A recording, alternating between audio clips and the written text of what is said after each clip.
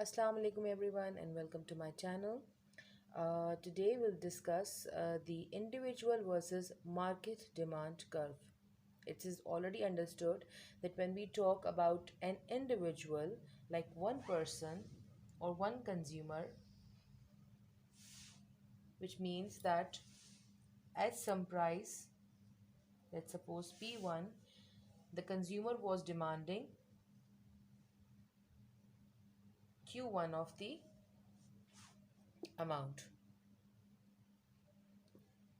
Now, the shift in the market demand curve as more individuals enter the market will be illustrated here, which shows how a market demand curve is derived from individual demand curve.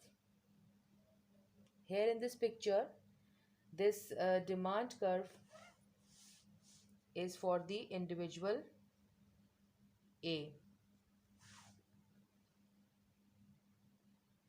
which represents that the demand curve, which is the individual A's demand, is the market demand at this point in time because there is only one person in the market. Now let's suppose if one other person or one other individual B enters in the market,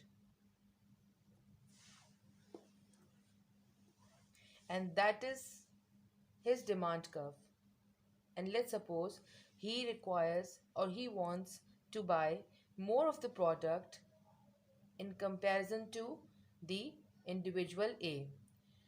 In our earlier lectures, in our first and the second lecture, we have also discussed about the number of consumers that enter in the market as a factor.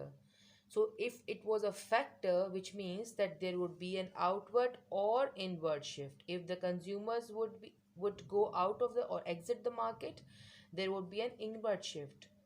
Or if the consumers more of the consumers are entering in the market, there would be an outward shift, which means that now at the same price,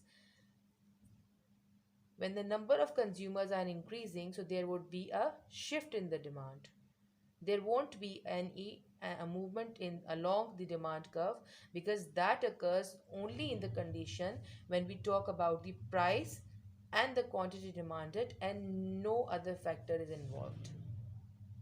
So if we are involving one other factor, which is the number of consumers, now let's suppose that at first there was only one consumer in the market, and now there is an individual B also have entered the market, and now he is demanding more of the product in comparison to individual A. So when we say that when previously uh, there was one person in the market, and now we have observed that there is one more individual present in the market. So if we want to derive a market demand out of this individual demand, we would have to horizontally sum all the demands of or of the individuals that are present at the same price level. Now this is the demand curve of individual A, and this is the demand curve of individual B. Now in order to derive the market demand curve for both individuals, we do a horizontal summation of individual demand curves. This means that for every price we add the quantity at each person demands at that price to determine the market quantity demanded at that particular price.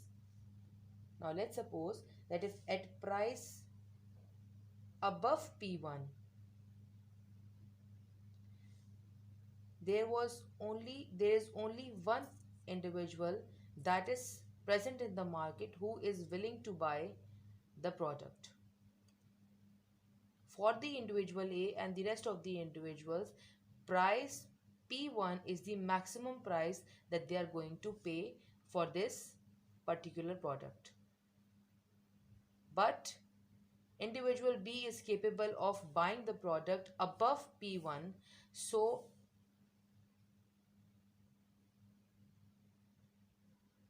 So we can say that at above the price P1, there is only one individual present in the market, so the demand of that individual would also become the market demand. Here at this point, up till this part, we only had individual B which was able to buy the product above price P1. So that was also the market demand. Now at this point, price P1, the individual A is also interested to buy certain amount of the or certain quantity of the product, and individual B wants more of the same product at the same price. So now if we want to derive the market demand at this point, we can see at point P1, at this point, the quantity demanded by the individual A is 0, because at this point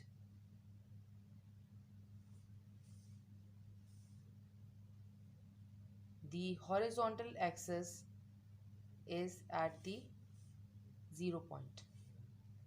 But at the same point, the individual B demands some of the product. Let's suppose 2 units of the product. So demand of the individual A, which was 0, and demand of the individual B, which was 2. So 0 plus 2, 2 is the market demand.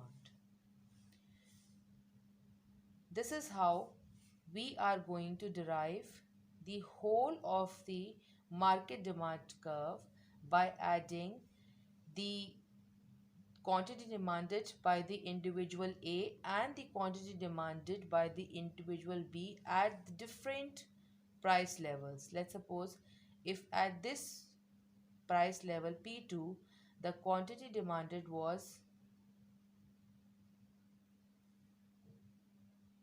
1 unit, and at the same price level individual B was demanding 3 units.